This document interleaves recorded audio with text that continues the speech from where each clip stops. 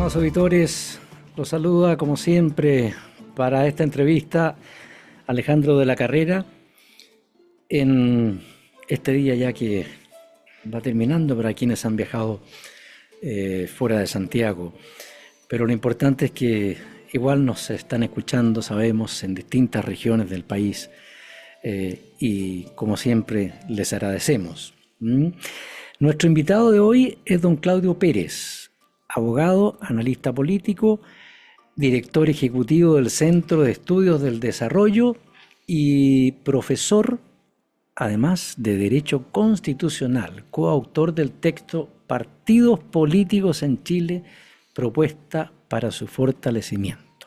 Los saludamos y desde ya le damos las gracias por estar también en la Radio Agricultura y en esta entrevista. Muchas gracias. No, muchas gracias a usted, Alejandro, por la invitación.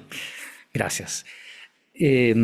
Bueno, vamos a hablar un poco, hacer un análisis más general post-elecciones. ¿Le parece? Por supuesto.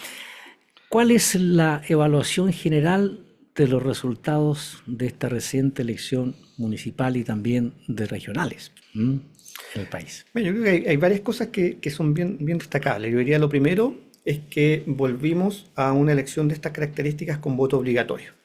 Eso efectivamente planteaba varios desafíos para los distintos candidatos y candidatas, en el sentido de poder mirar qué iba a pasar con un electorado que no había participado por bastantes años en una elección como esta. Entonces, yo creo que es un punto positivo haber vuelto al voto obligatorio. Además, es interesante mirar cifras de que votó mucha más gente de la que votaba incluso antes con voto obligatorio. Es decir, uno mira esa cifra, evidentemente más gente que con voto voluntario, pero con elecciones anteriores con voto obligatorio aún así votó más gente, habiéndose modificado la ley en cuanto a la multa, una multa mucho más pequeña, votó más gente. Y eso me parece que es muy positivo para la democracia. Y es bueno que sea obligatorio.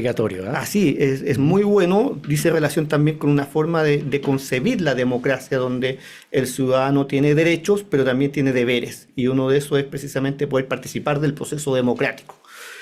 Así es que eso es una muy buena noticia. Lo segundo, yo diría, es que es una elección que trajo varias sorpresas. ¿En qué sentido? A ver. Desde antes se señalaba que esta podía ser una elección en la cual le podía ir muy bien a la extrema derecha, a republicanos. Sí. La sorpresa es que eso no fue así.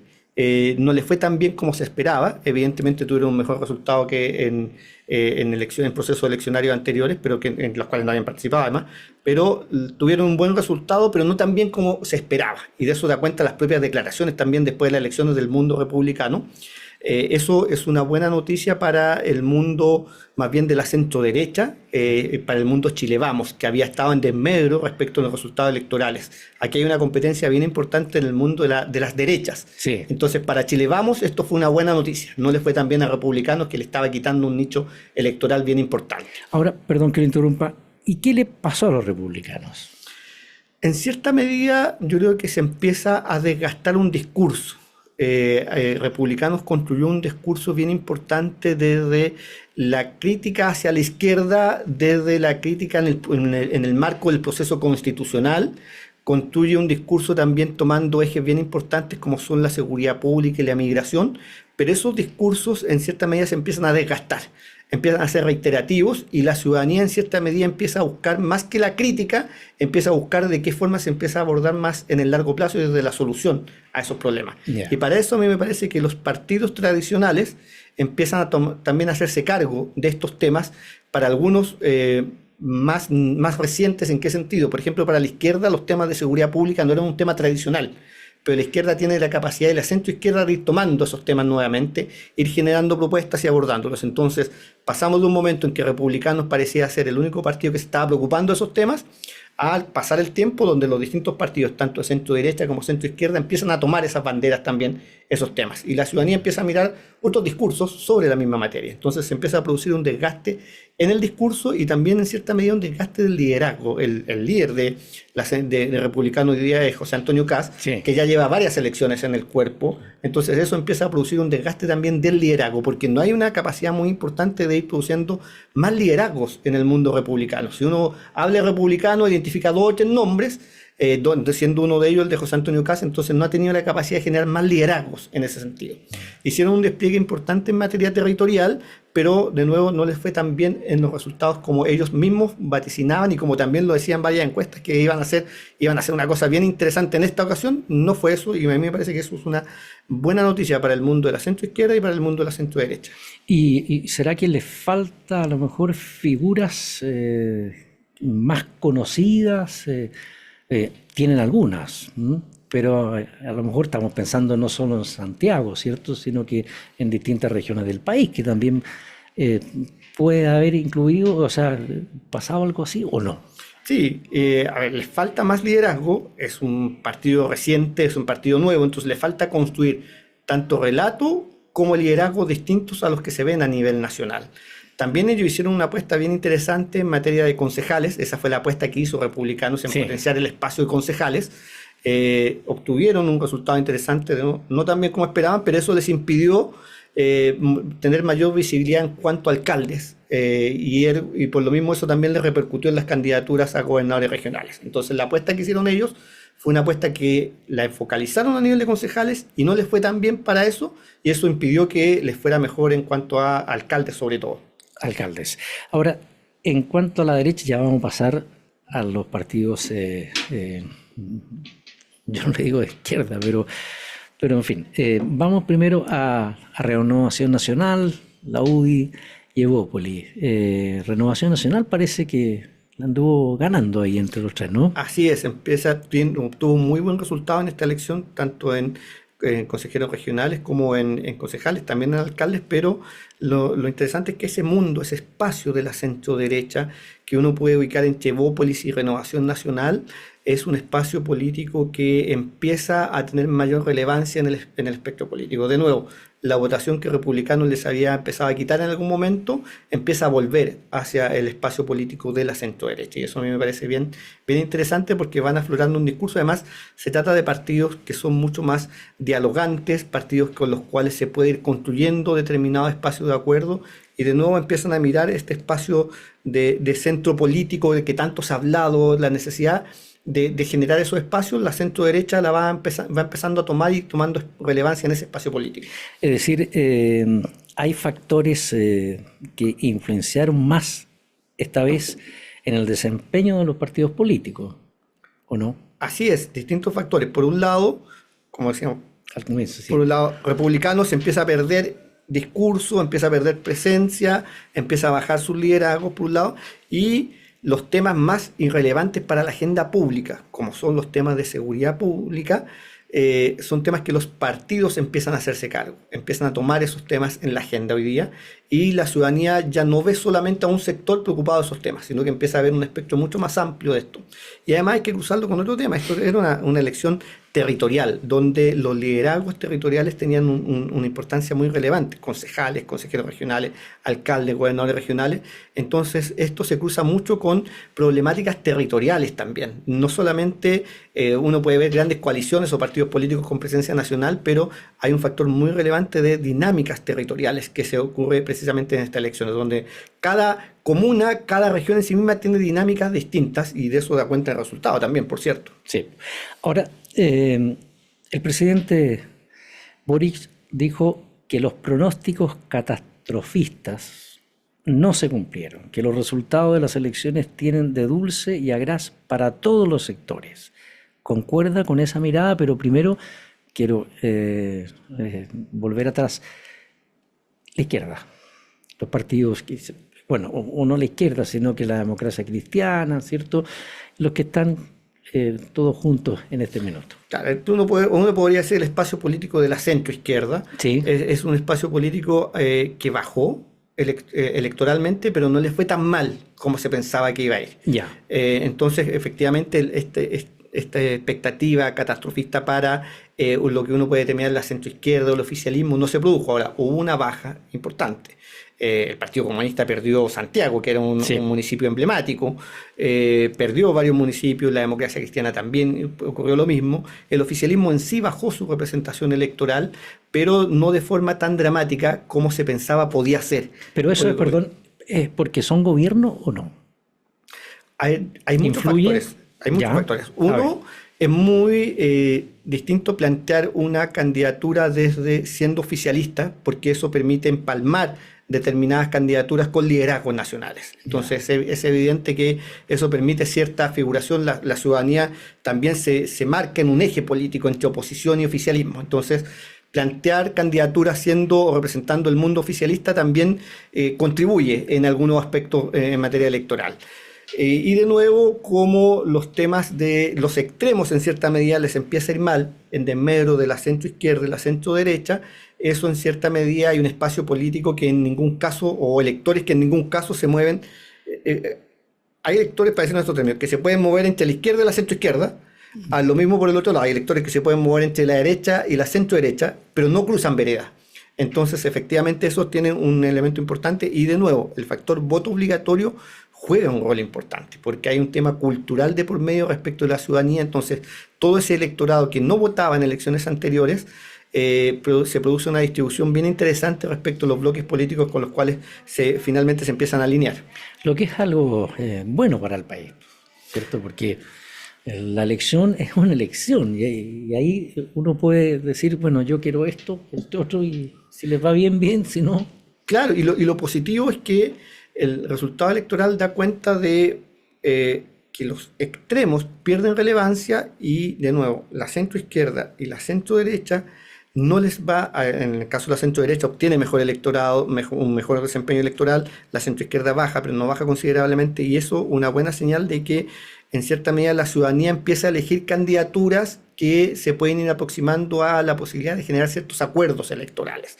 Ahora, eso deja muy abierto el tema presidencial hacia adelante. ¿En qué sentido? Si uno mira las cifras, hay prácticamente un empate técnico entre los resultados que obtiene el mundo centro-izquierda y el mundo centro-derecha. Entonces, eso deja muy abierta la discusión presidencial, que es lo que se viene inmediatamente después de esta elección. Sí. Y cree que el elevado número de candidatos en las papeletas es un problema para el electorado, le pregunto, porque mucha gente nos ha preguntado, incluso que llamaban a la radio, incluso para preguntar algunas cosas que no nos entendía muy bien, de acuerdo a lo que ya se había informado por los diarios y todo lo demás, digamos, Sí, eso el día anterior. efectivamente produce un problema para la votación, sobre todo en las personas más adultas, donde Sí. probablemente en algunos es más complejo retener el nombre del candidato, por el cual uno es más complejo encontrarlo en la papeleta. Yo voto acá en la región metropolitana. La papeleta de consejeros regionales es una papeleta tremenda para poder identificar a sus candidatos.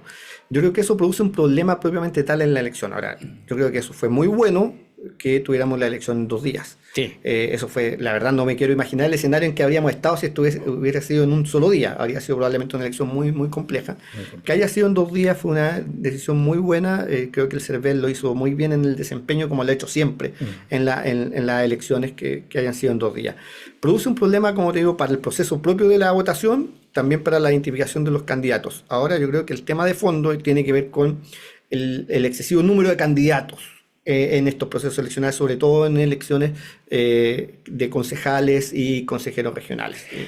Ahora, sobre eso, ¿cómo percibe la situación de candidatos independientes? Por ejemplo, ¿cree que hay una desconexión entre ellos y los partidos tradicionales o igual se mantienen en los partidos tradicionales pero dejando al partido ya como uno de ellos? Yo creo que hay que hacer una distinción entre lo que son candidatos que hoy día se presentan a las elecciones como independientes, pero que son ex militantes de partidos. Yo creo que ahí hay muchas personas que por distintas razones no están dispuestas a someterse a la dinámica interna de los partidos para la designación de candidaturas y prefieren renunciar a los partidos políticos y presentarse como independientes en términos formales como una candidatura independiente, pero culturalmente siguen siendo de un partido político. Pero siguen, bueno, no sabemos tampoco, pero a lo mejor muchos siguen votando por su partido. Probablemente, y muchos de ellos van dentro del pacto también. Entonces ahí hay que Ya. hacer otra distinción respecto de los independientes que van fuera de pacto y los independientes que van en los pactos también. Entonces ahí hay un mundo bien interesante del mundo independiente. Eso por un lado. Entonces ahí hay un grupo de independientes que son ex militantes de partido. Que eso hay que mirarlo de una forma. Por el otro lado, hay un grupo de independientes que son independientes de verdad, uno podría decir, que son personas que nunca han tenido militancia política, que construyen más bien un liderazgo territorial desde probablemente lo social, determinadas causas más vinculadas a los temas territoriales, y plantean candidaturas de ese lado. A mí esas candidaturas me parecen bien interesantes porque yo creo que esas son las que nos permiten leer la desconexión a nivel territorial de los partidos políticos. Ahí hay muchos candidatos bien interesantes, muchos de ellos resultaron electos, que permiten mirar qué está pasando con los partidos que han ido perdiendo esta vinculación con los temas más locales, más territoriales. Yo creo que esas son las candidaturas que hay que mirar bien, de forma bien importante, pero también hay que mirar estas otras candidaturas que son las que renuncian a los partidos políticos y les va bien, porque eso da cuenta también de que los mecanismos de designación interna de los partidos políticos, los mecanismos de deliberación interna para sus propios candidatos, a veces están más bien influenciados por consideraciones de pugnas internas más que de calidad de los liderazgos que puede tener. Son varios los casos donde puede mirar que hubo pugnas bien importantes en el interior de los partidos, la persona decidió irse del partido, se presentó como independiente y le fue bien. Entonces uno puede preguntar, bueno, ¿por qué el partido termina en esa dinámica, en esa lógica, habiendo tenido un buen candidato que tiene un buen desempeño electoral? Y eso hay que mirarlo con mucha atención también para los partidos políticos. Ahora yo creo que esos candidatos, como te decía, culturalmente son de un partido político y actúan en la dinámica de los partidos políticos al momento de ejercer su alcaldía, por ejemplo.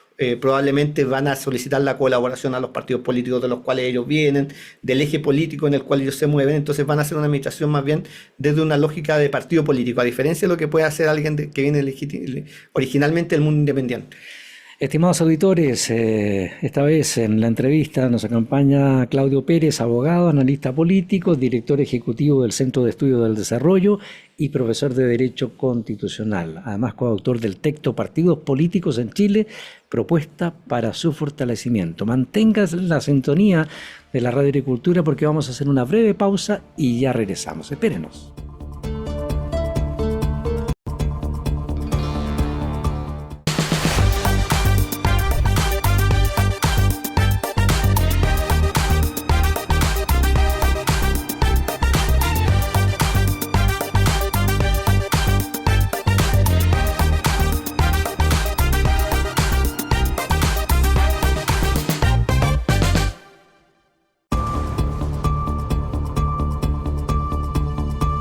Estamos de vuelta, estimados auditores, con nuestro invitado de hoy, Claudio Pérez, abogado, analista político, director ejecutivo del Centro de Estudios del Desarrollo y profesor de Derecho Constitucional, coautor del texto Partidos Políticos en Chile, propuesta para su fortalecimiento.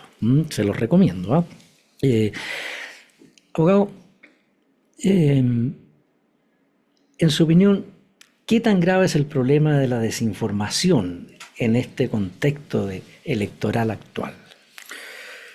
Yo creo que es un tema bien complejo que afortunadamente todavía no es tan complejo en nuestro país. Me explico.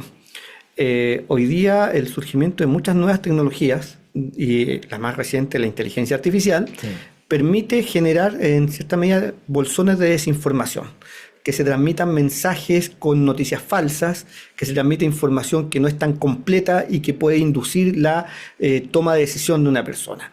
En redes sociales hoy día uno puede encontrar una multiplicidad de fuentes y muchas de ellas hay que chequearlas. Y eso lamentablemente muchas veces no hay tiempo para chequear la información, uno se queda a veces con la primera información que recibe, entonces ahí hay un tema muy complejo de abordar. No está pasando afortunadamente lo que ha pasado en otros países en procesos de elecciones donde hemos visto campañas de desinformación bien importantes en otros procesos eleccionarios. Pero yo creo que es algo a lo cual hay que poner mucha atención y mucho ojo, porque sobre todo en elecciones donde hay muchos candidatos, como es esta elección, como era esta elección territorial, la posibilidad de que se generaran bolsones de desinformación era bien latente. Pero yo soy de los que cree que todavía no es un fenómeno tan grave en Chile, pero sí hay que poner mucha atención porque eso atenta contra la calidad de la democracia. Tener un sistema sólido en materia de democracia supone un acceso a información de verdad, y yo creo que ahí juegan un rol muy importante los medios de comunicación serios y relevantes para efectivamente poder contrarrestar el surgimiento de noticias falsas. Como tenemos un pluralismo bien importante en materia de medios de comunicación, todavía la gente tiene posibilidad de chequear información y eso es bien importante. Que bueno, el analista Axel Callis dijo que la cifra de votos nulos se debe a desinformación y lata. ¿Está de acuerdo, no? Mira, Callis. yo diría más que desinformación, tiene que ver con de nuevo, como esta era una elección con voto obligatorio, hay mucha ciudadanía que por mucho tiempo estuvo fuera probablemente de la participación electoral y concurre a participar en cierta medida con la presentación de candidaturas que no necesariamente abordan los temas que son más relevantes para esa ciudadanía. Yo no diría que obedece a que la gente no se informa. Yo diría, por otro lado, yo creo que la gente busca información y lo que no encuentra es una información que le sea que satisfaga sus propios intereses. Entonces, diría más que desinformación, diría que hay propuestas de las candidaturas de los partidos políticos, de los candidatos independientes, de los conglomerados, que no satisfacen los intereses particulares de la ciudadanía. Hoy la ciudadanía cada día vota más por propuestas concretas, por propuestas que le hagan mucho sentido. Ya no existe una votación cautiva, que era la votación del mundo de la izquierda, del mundo de la derecha, del mundo de la centroizquierda, el electorado cautivo de un partido político o de otro. Hoy día la ciudadanía requiere mucha más información y que los programas electorales, los programas de gobiernos comunales, regionales, digan relación con problemáticas que ellos han identificado. Yo creo que ahí queda al debe, muchas candidaturas quedan al debe precisamente en las propuestas programáticas. Y es bueno, ¿cierto?, el voto obligatorio en estas elecciones o en cualquiera. Así es. De hecho, permite que en cierta medida ciertas ilusiones electorales que se producían en determinadas comunas o en determinados territorios, dejar de tener eso, porque lo que ocurría con el voto voluntario es que había muchos candidatos que tenían cierta capacidad de poder convocar o llevar más electorado a las urnas y eso permitía generar una ilusión de resultado electoral de una zona determinada. El voto obligatorio, una de las cosas positivas que tiene dentro de las muchas, es que permite que participe una gran cantidad de personas, que no existan estas ilusiones electorales, pero por sobre todo tiene una característica bien importante que también hay que mirarla con mucho análisis, que permite mayor igualdad en la participación electoral. Con el voto voluntario en elecciones anteriores, vimos que la mayor participación electoral era de comunas con niveles socioeconómicos más altos y comunas con niveles socioeconómicos más bajos tenían menor participación electoral. Y eso efectivamente era muy complejo para la democracia nuevamente. Si queremos que la mayor cantidad de ciudadanos participe, el voto obligatorio precisamente permite mayor igualdad en la participación electoral. Y en otros países de la región también es obligatorio. Así es. Bueno, hay varios ejemplos distintos. En algunos es voluntario, en otros es obligatorio, pero en cierta medida el voto obligatorio lo que permite es que la ciudadanía participe activamente del proceso electoral y además eso permite mucha legitimidad en los procesos electorales. No es lo mismo tener un candidato electo con baja participación electoral a tener un candidato que puede no gustarnos, pero fue electo con una gran votación, con una votación electoral interesante en el marco de la elección. Ahora vienen las elecciones de gobernadores regionales en 11 regiones, perdón. Una de ellas es la región metropolitana, donde, bueno, todo el mundo ya sabe, Claudio Rego y Francisco Rego, los Orrego. Primero, ¿qué pasó ahí? Porque a lo mejor muchos pensaban, no, si Orrego la sigue, y resulta de que le costó. Hay que tener presente que en la elección anterior de gobernador regional, la segunda vuelta fue entre Claudio Rego y Karina Oliva. Es decir, era una segunda vuelta más bien del mundo de la centroizquierda, para decirlo en esos términos, donde parte importante de la votación que obtiene Claudio Rego en segunda vuelta es la votación del mundo de la derecha, que por cierto tenía que tomar una decisión respecto a dos candidaturas. Tengamos presente todo lo que pasó y después se supo respecto de Karina Oliva, pero hay mucha votación de Claudio Rego de la segunda vuelta que es del mundo de la derecha. Y ese electorado hoy día encontró otro candidato, Francisco Rego, que precisamente representa el mundo de la centro-derecha. Entonces ahí hay una votación importante de Rego que en esta opción no tenía mucha posibilidad de competir, porque hay gente que directamente va a votar siempre por el candidato de la derecha o el candidato de la centro-derecha.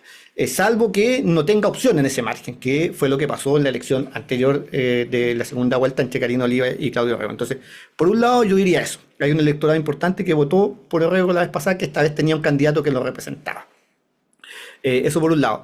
Por otro lado, yo creo que efectivamente empieza a influir de forma bien importante ya el ambiente electoral presidencial, donde la gente el electorado se empieza a alinear ya entre oficialismo y oposición, y eso identifican un nuevo liderazgo. Ahora, lo que hizo la candidatura de Claudio Rego es una candidatura de alguien con mucha experiencia electoral y no solo electoral, sino que con mucha experiencia territorial. Claudio Rego fue alcalde, fue intendente, hizo un muy buen trabajo como gobernador regional, y entonces tiene mucho para salir a mostrar frente a un candidato que en cierta medida le sale a competir un espacio electoral en una gobernación regional. Y fue bueno haber puesto una figura del sector de derecha y lo que pasa ahora es que Orrego podría perder o podría ganar, ¿cierto? Porque también Francisco Orrego tiene su gente. Sí, ahora hay que considerar que Francisco Orrego es alguien que irrumpe en la política en los últimos años, es un candidato más nuevo, más joven también, por cierto. Para el mundo de la derecha, para el mundo de la centro derecha, fue muy positivo poder tener un liderazgo a través del cual canalizar esto. Además hay que tener presente que competirle a Claudio Rego era bien difícil. Es decir, si uno mira hace 6, 8 meses atrás, uno podía decir Claudio Rego tiene todo esto seguro, va a salir electo en primera vuelta, y no es eso lo que ocurrió. Entonces la candidatura de Francisco Rego logró canalizar precisamente ese electorado, y es muy bueno para el mundo de la centro derecha que hayan podido tener un candidato que los represente y que les pueda dar viabilidad a una candidatura. Yo creo que la elección está completamente abierta precisamente por lo que te decía antes, porque no son comparables los dos procesos eleccionarios. Además, el anterior fue con voto obligatorio, este es con voto obligatorio. El primero fue con voto voluntario, este con voto obligatorio. Y además, como te decía, el mundo de la derecha tiene candidato esta vez, lo que no tenía la vez pasada. Ahora, algo que, bueno, igual se ha seguido comentando, vino todo antes de la elección. ¿Esta elección podría tratarse de un voto de castigo al gobierno por su gestión? O, por ejemplo, lo ocurrido con Manuel Monsalve. ¿Eso le influyó o no? Porque mucha gente lo comenta y lo cree. Usted que es especialista en esto, cuéntele a los auditores de la Radio Agricultura. No, yo creo que no es en cierta medida por varios factores. Yo diría uno de ellos porque Claudio Rego es alguien que separa a esta elección desde el mundo de la independencia. Si bien se trata de un ex demócrata cristiano, se para desde el mundo de la independencia, donde el mundo oficialista más bien empieza a ir subiéndose al apoyo de una candidatura a la cual era muy difícil ponerle otro candidato al lado. Tenía un liderazgo que era innegable, entonces era bien difícil, se para desde ahí. Segundo, yo diría porque la elección de gobernador territorial tiene mucho que ver con el tema territorial.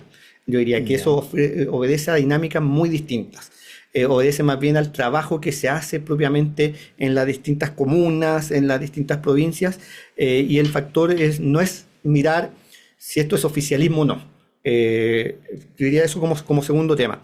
Y como tercer tema, yo diría que como la derecha logra canalizar esto a través de un candidato, más bien lo que están mirando es el proceso presidencial hacia adelante. La derecha lo hace precisamente con esa intención para un candidato, tener un bolsón electoral bien relevante preparando una candidatura presidencial hacia adelante, no necesariamente mirando el desempeño del gobierno, y tampoco fue un tema que haya salido tanto en el proceso de elección, si esto era oficialismo versus oposición, por la misma dinámica y liderazgo que tenía Claudio Rego, que no es alguien que haya estado en esa dinámica oficialismo-oposición, sino que más bien construyó un liderazgo que es más bien un liderazgo que él ha construido durante muchos años. Sí, y para ser bien franco, no lo ha hecho mal, ¿cierto? Sin duda. Ha hecho un buen trabajo y eso habla bien de él también. Ahora, ¿cómo se leen las candidaturas independientes que salieron electas? ¿Le hace mal a los partidos políticos o no? Algo ya ha dicho usted por el hecho de no solo partidos independientes, sino que hay gente que por su cuenta va, a lo mejor está en algunos partidos, pero como bien dice usted, se alejaron de él, pero siguen, digamos, en la misma línea. Así es. Yo creo que es un llamado de atención para los partidos políticos. Para los partidos. Es un llamado de atención bien importante porque la democracia requiere de partidos políticos para poder construir acuerdos, para poder avanzar en determinadas agendas importantes para el país, agendas de política pública. Y esos acuerdos, un actor relevante para la construcción de eso son los partidos políticos. Ahora, esto es menos complejo de lo que está ocurriendo y lo que puede ocurrir a nivel del Congreso Nacional, porque como esto obedece más bien a trabajos territoriales, es menos complejo, pero sigue siendo complejo. ¿En qué sentido? De que los liderazgos que son independientes y no necesariamente tienen una capacidad de convocar actores relevantes para construir apoyo, que no son capaces de construir una mayoría a nivel de los consejos regionales, por ejemplo, de los consejos, perdón, tanto regionales como comunales, les puede generar ciertas dificultades en la administración propiamente tal. O sea, imagínense un alcalde independiente que no tiene ningún tipo de mayoría en el consejo municipal. Eso le va a ser muy complejo la gestión. Lo mismo no pasa tanto a nivel de gobernadores, porque a nivel de gobernadores uno identifica candidaturas independientes, candidaturas, pero que más bien obedecen a cierto bloque político. Uno los identifica claramente en el espectro político de la centroizquierda o la centroderecha. A nivel de los municipios es más complejo todavía porque hay algunos que son más bien propiamente electos independientes y van a tener que buscar el apoyo necesario para poder ejercer la administración municipal. Estimados auditores, vamos a hacer una nueva pausa. Los invito a continuar en la sintonía. Quédense en la Radio Agricultura, que ya volvemos. Espérenos.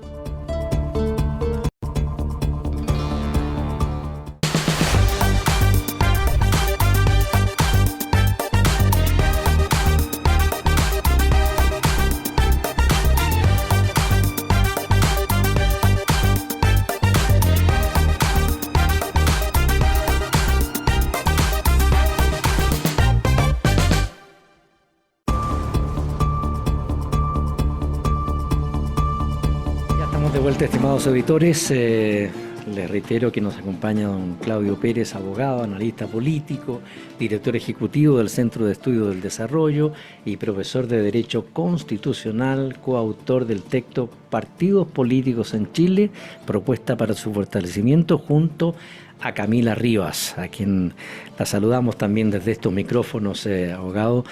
Y bueno, continuamos con nuestra entrevista.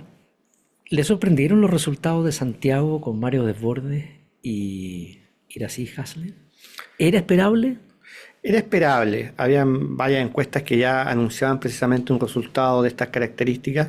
Yo creo que no era tan esperable la diferencia que hubo entre el resultado de Desbordes con la ex alcaldesa, pero era esperable. ¿En qué sentido? Hay un deterioro bien importante en la comuna de Santiago en materia de aseo, de seguridad pública. Eso dio cuenta varias las campañas, distintos reportajes que fueron apareciendo. Era muy difícil para una alcaldesa nueva como era ella, si mal no recuerdo, había sido concejal, pero era bien difícil poder asumir una comuna con muchos focos de conflicto. Estoy pensando en el barrio May, estoy pensando en varios otros barrios que son complejos, pero sobre todo porque, tratándose de la capital del país, es una comuna donde todos los ojos están puestos. Sí. Y en cierta medida, lo que pasa en la comuna de Santiago está muy influenciado por lo que pasa a nivel del debate público en materia electoral. Y el eje político, como vimos del resultado de las elecciones, se tiende a mover más bien hacia el mundo centroizquierda, centroderecha, dejando con resultados no tan buenos a los extremos. Y en cierta medida el Partido Comunista representa a la izquierda. Entonces el eje se mueve hacia la centroizquierda y la centroderecha, y eso lo capitaliza muy bien Desbordes, y tal vez en cierta medida no hay una lectura muy adecuada cuando se va a la reelección, tal vez pensando en que se podría haber pensado en una opción más bien del mundo de la centroizquierda que pudiera haber defendido la comuna de Santiago. Se insiste en lo que es natural, porque era el primer periodo, entonces es natural que los candidatos su primer periodo siempre quieran ir a la reelección, y es natural que eso ocurra. Pero también habría sido interesante haber hecho otra lectura de lo que estaba pasando en el país. Yo creo que eso no se leyó adecuadamente. Ahora, y en Puente Alto, sorpresa por el candidato independiente Matías Toledo.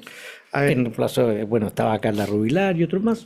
yo creo que en Puente Alto pasa algo que ha pasado en otras comunas también en varias ocasiones, que es mm, cuando se mantiene por mucho tiempo la administración local en un partido político, en una coalición de gobierno, es natural que exista un proceso de desgaste bien interesante en eso y que la ciudadanía empiece a mirar otros liderazgos. Estoy pensando en casos como los que ocurrieron en Renca, lo que ocurrió en Maipú en su momento, Sí. en bastiones que eran más bien de la derecha, que fueron arrebatados por liderazgos distintos a los de la derecha. Y aquí en Puente Alto pasa lo mismo. Este era un bastión de la derecha por muchos años y además había distintas candidaturas que habían ido en cierta medida erosionando esa alta adhesión hacia el mundo de la derecha, y una de esas candidaturas era este liderazgo que se ha ido construyendo desde la independencia. Una independencia que por lo lógico, tratándose de un candidato incumbente de derecha, se posiciona más bien desde la vereda opuesta. Pero en este caso es una candidatura que más bien obedece a mucha independencia política y eso me parece que es bien interesante, pero yo lo atribuyo a un desgaste de liderazgo no solamente de quienes conducen, sino de liderazgo de coaliciones políticas o de partidos políticos que en este caso apoyaban los liderazgos comunales en Puente Alto. ¿Y a usted le parece que fue un voto de castigo el de Catalina San Martín en Las Condes? Yo creo que sin duda eso es un voto de castigo a lo que ocurrió con la candidata Cubillos en Las Condes. Yo creo que el caso del sueldo millonario que ella recibe en una universidad, por un lado es complejo y por otro lado más complejo aún todavía es la forma en que ella aborda este tema. Me parece que ahí hubo demasiada soberbia en la forma que se abordó esto de decir los privados hacemos lo que queremos y nadie puede cuestionar lo que hacen los privados. Yo creo que no es una lógica muy buena, sobre todo tratándose de una candidatura de alguien con experiencia en lo político, Marcela Cubillo, alguien que había sido diputada, ministra. A mí de verdad me sorprendió mucho la soberbia con la que enfrentó esta situación y eso en cierta medida yo creo que hay mucho electorado del mundo de la derecha a la cual no estuvo de acuerdo. Estamos en tiempos muy distintos donde todo es cuestionable hoy día y para bien hay mucha mayor transparencia en las cosas y la ciudadanía tiene un estándar mucho mayor respecto a las candidaturas. Catalina San Martín es alguien que había estado desde la concejalía con una agenda bien importante en materia de probabilidad de transparencia, es alguien que ha hecho un trabajo muy, muy interesante desde el mundo de la centro-derecha y yo creo que también Las Condes no es en ningún caso donde la centro-izquierda tenga un gran electorado, pero también hay mucho electorado que probablemente habría votado por la candidata del Frente Amplio, pero vieron una posibilidad en esta candidatura de Catalina San Martín. Yo creo que también hay parte de la votación de ella que se movió precisamente por algo más bien estratégico para que no saliera Cubillos, se movió o cruzó una cierta frontera electoral. Fue un duro golpe para la Cubillo, ¿ah? No, yo creo que durísimo golpe para ella y un durísimo golpe también para el mundo de la derecha, si bien ella se presentaba como candidata independiente y es Sí. una ex militante de la UDI, entonces eso también es un golpe bien importante para la UDI propiamente tal. Ahora lo llevo a Peñalolén. Renovación Nacional confirmó que pedirán revisar los resultados. ¿Qué le parece? A ver, a mí me parece que tratándose de un resultado tan estrecho, es lógico que el candidato lo pida y tal vez el candidato del Frente Amplio habría hecho lo mismo si hubiese estado a la inversa en el resultado. Ya. Me parece que eso es lógico en una candidatura tan apretada, tan estrecha, con un número tan importante de votación. A lo que me parece interesante poder mirar es que este era un bastión de la democracia cristiana, donde la democracia cristiana lamentablemente no tuvo capacidad de plantear un liderazgo distinto que pudiera reemplazar a la alcaldesa a la alcaldesa saliente, ¿no? Leitao, ¿no? Carolina Leitao, que no lo hayan podido reemplazar. Y eso yo creo que va en la línea también del debilitamiento de los partidos políticos y de un partido político previamente tal. Eso yo creo que hay que mirarlo por un lado. Y por otro lado, el candidato del Frente Amplio es alguien que estuvo a punto de ganar la elección anterior. Estuvo a punto de ganarle la elección a Carolina Leitao en la ocasión anterior. Entonces era un liderazgo que ya llevaba bastante tiempo trabajando ahí. Y de nuevo esto se mueve entre el mundo Frente Amplio y la derecha, pero para cerrar lo que tú me preguntabas, me parece que es natural en un resultado tan estrecho y además tratándose de una comuna tan relevante como es Peñalolén. O sea, Ahora, perdón, sí. es natural que lo haga. Yo creo que dado nuestro sistema electoral, Sí. que es tan bueno y tiene altos niveles de confianza, y no tengo duda del trabajo que hace el CERVEL, la posibilidad de que esto se revierta con esa diferencia es nula, te diría. Te diría que es nula la posibilidad, a menos que nos encontremos con que hubo un problema gravísimo en algunas mesas, que yo no tengo antecedentes de eso. No tengo ningún antecedente de que haya habido alguna irregularidad en alguna mesa respecto de la provincia de la comuna de Peñalolén, perdón. Entonces no va a ser extraño que se ratifique el resultado ya como existe. Ya, o sea, no merece la pena, digamos. Yo diría, a ver, es entendible desde el candidato que pierde por tan poco. Sí. Pero no tengo ningún antecedente que me pueda decir que el resultado va a ser distinto al que ya se obtuvo. Ya. Ahora, con una diferencia de 123 votos, ¿qué implicancia tiene este resultado para la estabilidad del oficialismo en esa comuna? A ver, yo creo que hay que mirarlo con mucha calma porque se trata de primero un municipio, hay un consejo municipal, donde también va a haber una disputa permanente por los liderazgos internos, pero dado que el municipio los alcaldes tienen alta capacidad ejecutiva, tienen bastantes atribuciones para hacer cosas, y bastantes atribuciones y bastante autonomía también para hacer cosas. Entonces yo creo que no va a ser tan complejo eso. La elección anterior, como te decía, con Carolina Leitao también estuvo bien peleada entre el candidato y no significó ningún nivel de inestabilidad. Ahora yo creo que es de nuevo un desafío importante para el mundo de la centroizquierda, porque queda tensionado, entonces va a haber que mirar y va a ser un desafío muy importante para el alcalde electo cómo construye ese liderazgo para poder consolidarlo en el tiempo. Es una comuna a la cual la derecha no va a renunciar nunca. ¿Y en qué queda, o en qué pie queda el gobierno post elecciones y en medio del caso Monsalve? A ver, yo creo que es un tema demasiado complejo, donde se han ido sabiendo día tras día nuevos antecedentes y el Ejecutivo ha ido cambiando también la posición respecto a esto. Uno puede mirar las declaraciones de la ministra del Interior en los últimos días precisamente sobre este caso. Queda en un pie bastante complejo para la capacidad de administrar crisis en materia de gobierno. Yo creo que ahí faltó más, diría, prolijidad para poder enfrentar un tema tan complejo como este. Y yo espero que no se sigan sabiendo nuevos antecedentes en los próximos días, pero yo creo que es algo que al Ejecutivo le pega bastante fuerte, sobre todo porque este es un Ejecutivo con una impronta bien importante en el tema de mujeres, en el tema de feminismo. Es una agenda bien importante y yo creo que ahí queda en una situación bien compleja. Ahora los parlamentarios de Renovación Nacional citaron a autoridades de Interior, de la PDI, Carabineros, a la Comisión de Seguridad de la Cámara para esclarecer, los hechos en torno al caso Monsalve. A mí me parece que tratándose de un tema tan complejo, por donde tiene varias dimensiones este caso, tiene una lista penal por el posible delito que se podría haber cometido, el delito de violación, sí. En esto eso es gravísimo y totalmente condenable, pero también tiene una lista bien importante en lo que significa la seguridad pública, o sea, lo que se ha ido sabiendo de que el subsecretario del Interior, con lo que significa la investidura del cargo, tenía lagunas de seguridad, por así decirlo, donde estaba sin escolta.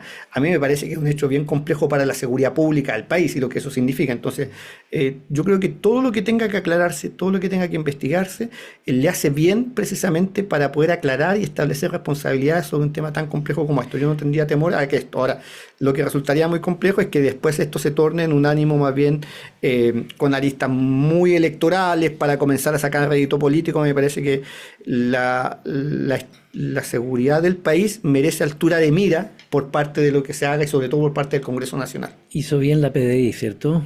Que retiró a una de las que estaba en un puesto ya bien... Yo creo que es una señal importante, que se da, precisamente se toma una medida rápida, es una señal que me parece que es importante como señal política, para decirlo en esos términos, pero yo creo que hay mucho por esclarecer todavía respecto de la forma que actuaron las instituciones.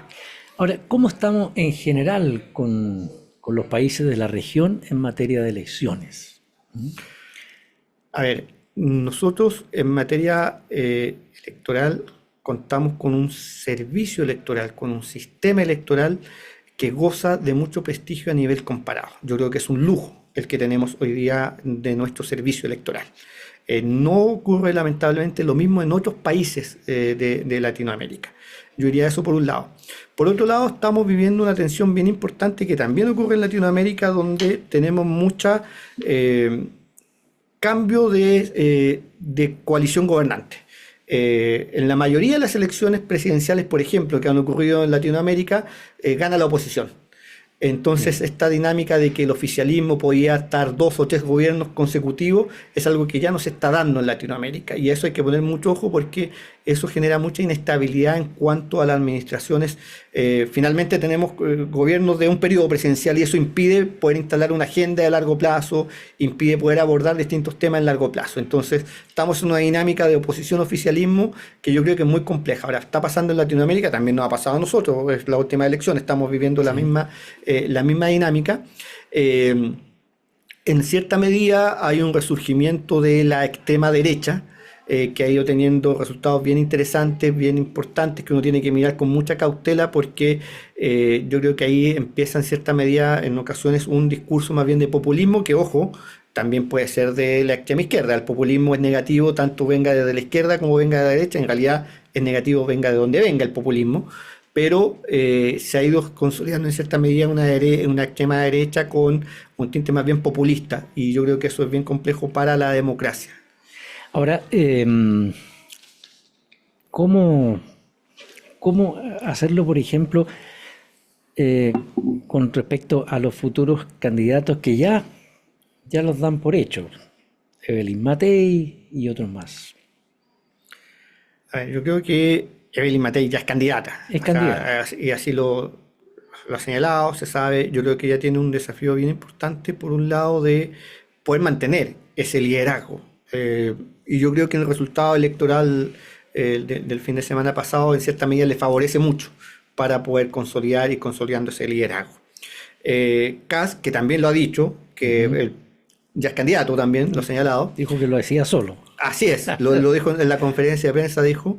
Pero yo creo que ahí tiene una tarea bien importante de volver a reencantar un electorado importante del mundo republicano que le había dado buenos resultados. Creo que tiene una tarea muy importante. Y diría que hay un desafío bastante complejo por el lado de la centroizquierda. Hay varios nombres que afloran ya como candidatura, algunos nombres a los que les fue bastante bien en las elecciones territoriales, pero ninguno de esos nombres en cierta medida tiene... respecto a esos nombres no existe mucha claridad todavía si es que están dispuestos para ser candidatos primero y si efectivamente son realmente competitivos electoralmente. Me estoy refiriendo a los nombres que están hoy día en el gabinete, a quienes obtuvieron buenos resultados electorales ahí. Y muy breve, ¿y la presidenta Bachelet? Yo creo que ella tiene un liderazgo innato, natural. Creo que va a tener que tomar una decisión bien compleja en los próximos meses. Creo que es un liderazgo muy, muy competitivo respecto a la candidata Evelyn Matei. Yo creo que tiene bastante avanzado en ese espacio. Bueno, estimados auditores, vamos a agradecerle al abogado don Claudio Pérez, abogado analista político, director ejecutivo del Centro de Estudios del Desarrollo y profesor de Derecho Constitucional y coautor además del texto Partidos Políticos en Chile, propuesta para su fortalecimiento, junto a Camila Rivas. Y por eso, abogado, también saludos para ella y muchas gracias a usted por estar en nuestro programa de hoy. Muchas gracias nuevamente, Alejandro, un gusto estar con ustedes. No, y gracias a usted también. Estimados auditores, como siempre, la entrevista de hoy para ustedes en Agricultura.